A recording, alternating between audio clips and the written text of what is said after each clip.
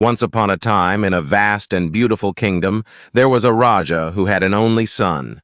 This young prince loved nothing more than to go out and hunt each day. One day his mother, the Rani, spoke to him with a serious tone. "You are free to hunt wherever you want, on any of these 3 sides of our kingdom. But my son, you must never go to the 4th side," she warned him. The Rani gave him this strict rule because she knew that if he ever wandered to that 4th side, he would learn about the enchanting Princess Labam. She feared that if he heard of the princess, he would leave them forever to seek her out. For some time, the prince obeyed his mother's warning. He hunted only in the places she had allowed, enjoying his freedom and the thrill of the chase. But as days passed, his curiosity about the forbidden 4th side grew stronger. One day, unable to resist any longer, he decided to find out why his mother had forbidden him from going there. What could be so special about this place, he thought. So, he rode to the 4th side, and after traveling for some time, he found himself in a dense jungle. In the jungle, there was nothing unusual at first, just trees and silence. But soon he noticed an enormous flock of parrots resting in the trees. Excited, the prince aimed his gun at them and fired a shot. Instantly, all the parrots flew up into the sky, chattering loudly in alarm except for one parrot, who stayed behind. This parrot was their leader, known as Hiraman, the parrot Raja. Realizing he was alone, Hiraman called out to his flock, "Don't leave me behind when the Raja's son is shooting! If you desert me like this, I will tell Princess Labam." Surprised, the prince watched as the other parrots turned back and flew down to Hiraman's side, chattering as they returned. Amazed that the birds could talk, the prince asked, "Who is Princess Labam? Where does she live?" But the parrots only shook their heads, refusing to answer. All they would say was, "You will never reach the land where Princess Labam lives." This mysterious answer made the prince sad, filling him with a longing he couldn't explain. He threw his gun down in disappointment and returned home. But he couldn't stop thinking about the princess. He lay in his bed, refusing to eat or speak for several days, lost in thought and sorrow. His parents grew worried and tried to understand what was troubling him. At last, he told them his secret. He wanted to go and find Princess Labam. "I must go," he said to them.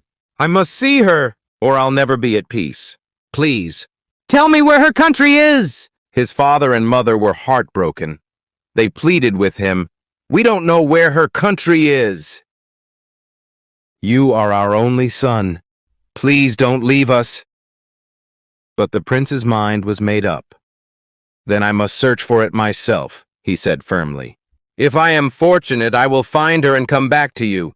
But if fate decides otherwise and I die in my search, then you may never see me again. Still, I must go." His parents saw that they couldn't change his mind, and though it pained them deeply, they prepared to say goodbye. They wept as they hugged him, giving him their blessings. Before he left, his father gifted him with fine clothes, a beautiful horse, and many weapons: his gun, bow, arrows, and a large supply of rupees. His mother wrapped some sweetmeats in a handkerchief and gave them to him, saying, "When you are hungry, eat some of these, my child."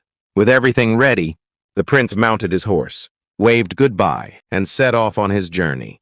He rode for days and days, through villages, forests, and mountains, until finally, he reached a jungle with a tank of water and cool, shady trees. Weary from his travels, he decided to rest there. He bathed himself and his horse in the tank, refreshed by the cool water. Then he sat down under a tree, took out the handkerchief with the sweetmeats his mother had given him, and prepared to eat. But as he opened the handkerchief, he noticed something strange. Each sweetmeat had an ant inside it. One by one, he checked all the sweetmeats, but every single one had an ant. Seeing this, the prince laughed to himself and said, "Well, I won't eat them then. Let the ants enjoy these sweets." He laid the sweetmeats down on the ground, leaving them for the ants. Just then, a tiny figure appeared before him. It was the Ant Raja, the king of all ants. The Ant Raja thanked him warmly, saying, "You have shown us kindness by sparing our food. If ever you are in need, think of me and we will come to help you." The prince thanked the Ant Raja, feeling grateful for the blessing, and continued on his journey. The prince rode for many more days until he came across another jungle. There, he heard loud roaring and found a tiger in great pain. The tiger explained, "I've had a thorn in my paw for 12 years, and it hurts so much." The prince felt sorry for the tiger and offered to remove the thorn. "But if I help you," he said cautiously, "will you promise not to harm me?" The tiger, desperate to be free of the pain, promised, "I swear I won't hurt you." The prince took out a small knife and carefully removed the thorn. The tiger roared so loudly from relief that his wife, in a nearby jungle, heard him and came bounding over. Worried that she might hurt the prince, the tiger quickly hid him among the bushes. "Who made you roar like that?" the tiger's wife asked. "No one hurt me," he replied. "A Raja's son helped me by removing a thorn from my paw." "Where is he? Let me meet him," she insisted. The tiger cautiously called the prince out of hiding and introduced him to his wife. Both tigers greeted him respectfully, grateful for his kindness. They hosted him for 3 days, treating him to good food and making sure he was comfortable. Each day, the prince checked the tiger's paw, and by the 3rd day it had completely healed.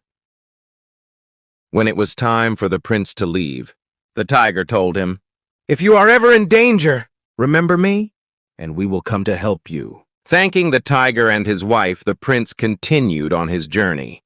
After traveling some more, he reached yet another jungle. Here, he came upon 4 fakirs who were arguing furiously over their inheritance from their recently deceased teacher. This inheritance consisted of 4 magical items: a bed that would take its owner anywhere, a bag that could give its owner anything desired, a bowl that would fill with endless water, and a stick and rope that could defeat any enemy. The 4 fakirs were each fighting to claim these items. One fakir argued he deserved the bed, another demanded the bag, while the 3rd and 4th claimed the bowl and the stick. Unable to decide fairly, they turned to the prince for help. The prince thought for a moment and said, "To end your quarrel, I will shoot 4 arrows in different directions. Whoever finds my first arrow will win the bed. The second will receive the bag, the third the bowl, and the last the stick and rope." The fakirs agreed to his plan, and the prince shot his first arrow.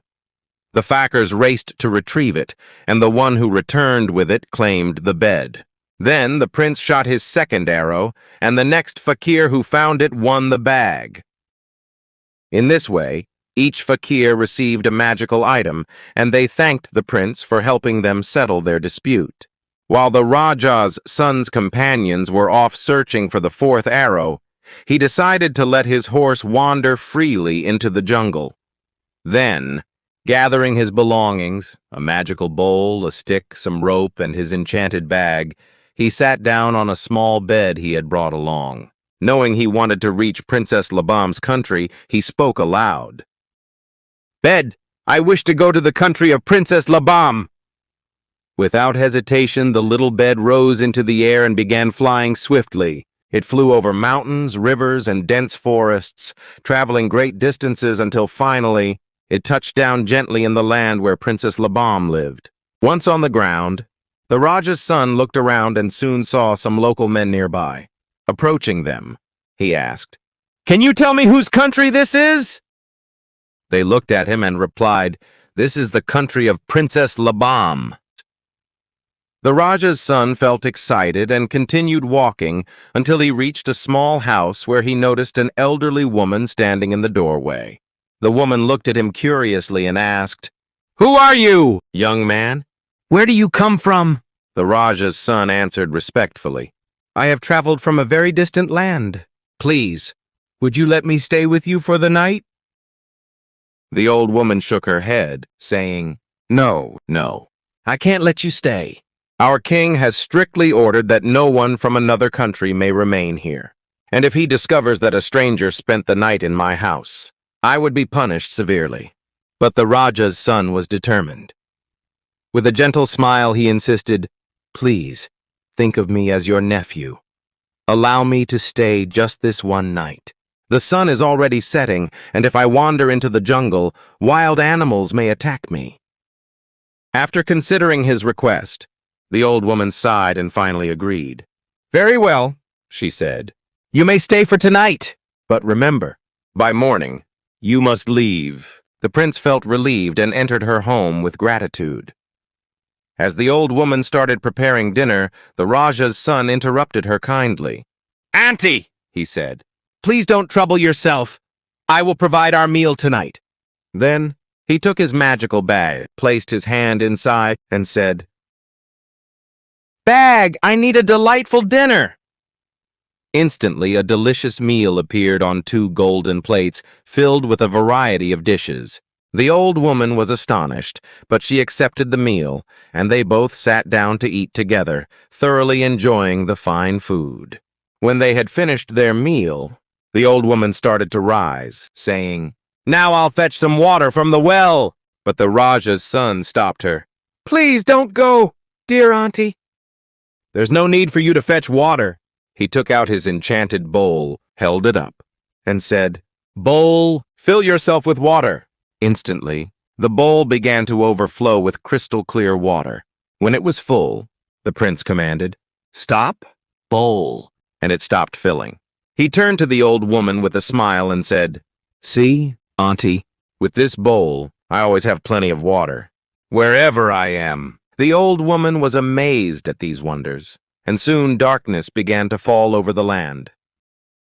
The Raja's son then asked, "Auntie, may I ask why there are no lamps in the house?" The old woman replied, "There is no need for lamps here. Our king has forbidden them because at night his daughter, the beautiful Princess Labam, appears on the roof of the palace. She shines so brightly that her light illuminates the entire land, as if it were daytime. This way, we can complete our evening chores even in the night." When night had fully settled, the Raja's son went outside and looked towards the palace. Soon, Princess Labam emerged. She was dressed in the finest clothes and glittering jewels, her hair adorned with a headband of diamonds and pearls.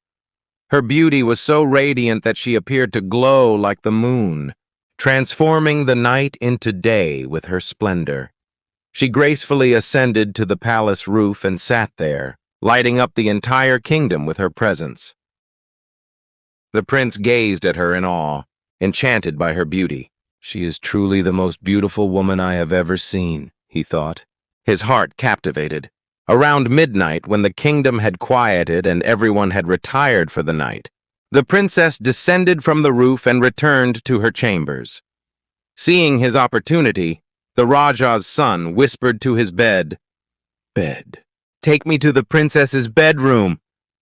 Instantly, the little bed rose and carried him silently to her room, where she lay peacefully asleep. The prince took his magical bag and said, "Bag, I need a great quantity of betel leaves."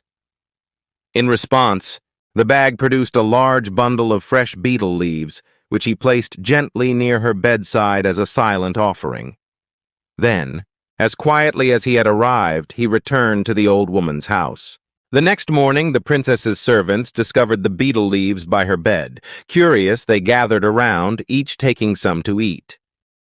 When Princess Labam noticed this, she asked, "Where did you all find this betel leaf?" The servants replied, "We found it right here, near your bed." The princess was puzzled, but nobody had any idea where it had come from or who might have left it there. Back at the old woman's house, the elderly woman told the Raja's son, "Now that morning has come, you must leave my house. If the king finds out that you stayed here, I will be punished." But the prince pleaded with her, saying, "Please, auntie, I'm feeling unwell today. Could I stay just one more night?" The old woman agreed reluctantly. Once again, they enjoyed a meal from the magic bag, and the bowl provided them with plenty of water. When night fell, the princess once again dressed in her stunning attire and went to sit on the palace roof, shining down upon the kingdom. At midnight, when she retired to her bedroom, the Raja's son quietly sat on his bed and asked it to take him to her. Upon reaching her room, he whispered to his bag, "Bag, I need a magnificent shawl." The bag instantly gave him a splendid shawl, decorated with intricate designs and vibrant colors. He gently placed it over the sleeping princess as a gift and returned to the old woman's home. In the morning, when Princess Labam saw the exquisite shawl, she was overjoyed. "Look, mother," she exclaimed. "Surely Kuda must have blessed me with this beautiful shawl." Her mother was equally amazed and said, "Yes, my child. Only Kuda could have given you such a splendid gift." The old woman, however, was worried. "Today you must leave," she insisted to the Raja's son, but he smiled and replied, "Dear auntie, I am still unwell. Please let me stay hidden here for a little longer." The old woman reluctantly agreed. As night came, Princess Labam dressed in her dazzling attire once more and went to sit on the roof. At midnight, she returned to her room and fell asleep, and the Raja's son quietly visited her again. This time, he asked his magical bag for a magnificent ring, more beautiful than any she had ever seen. The bag granted his wish, and as he carefully placed the ring on her finger, the princess awoke with a start. Terrified, she pulled her hand away and demanded, "Who are you? Where have you come from? And why are you here in my room?" "Don't be afraid, princess," said the prince softly. "I'm not a thief. I am the son of a great king, and I came here with no bad intentions. When I was hunting in the jungle, I met a wise parrot named Hiraman. This parrot told me about you, and I became curious. I left my family, my palace, and all that I know just to meet you." His voice was sincere, and his gaze was filled with admiration for the princess. The princess listened, feeling something in her heart that she hadn't felt before. She looked into his eyes and, after a thoughtful pause, replied, "Well, if you truly are the son of such a noble king, I won't have you killed. Instead, I'll tell my parents that I want to marry you." The prince's heart leaped with joy, but he knew that many obstacles lay ahead. The prince left the palace and returned to the small, simple house where he was staying with an old woman who had kindly offered him a place to rest. That night he couldn't sleep, thinking about the princess's words. As the morning sun rose, he hoped that her feelings hadn't changed. The princess, true to her word, spoke to her mother the next morning. "Mother," she said, her voice steady but her eyes shining, "the son of a great king has come to our kingdom, and I wish to marry him." Her mother was surprised by the news but agreed to take her daughter's request to the king. The queen went to the king and shared the princess's wish. The king listened, his face expressionless as he pondered his decision. After a moment, he nodded. "Very well," he said thoughtfully. "If this young man truly desires to marry our daughter, he must first prove himself worthy. I will test him. If he succeeds, he may marry her. If he fails, he will face death." The queen was uneasy at this decision, but she knew her husband's mind could not be changed.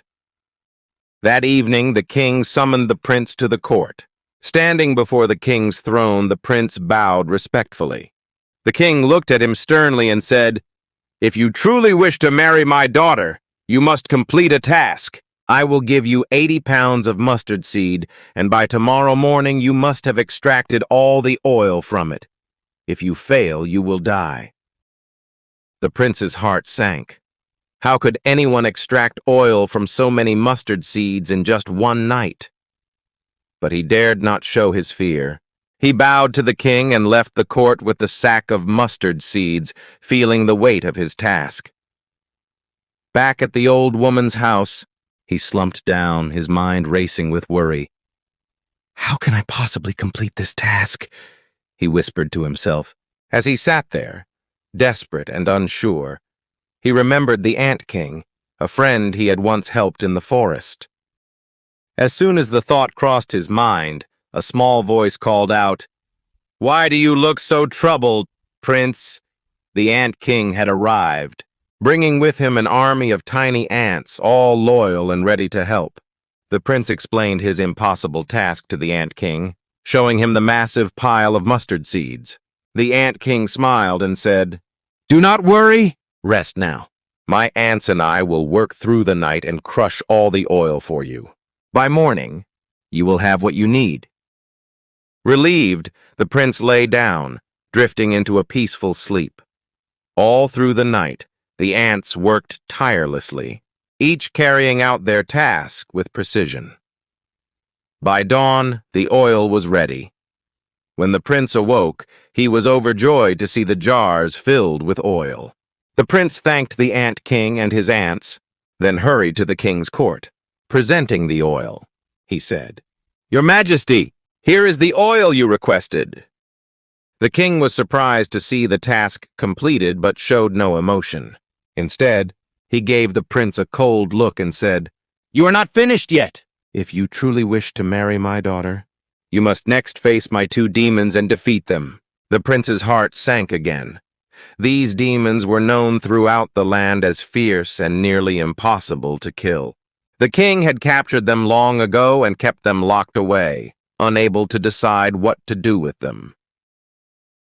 No one had ever defeated them.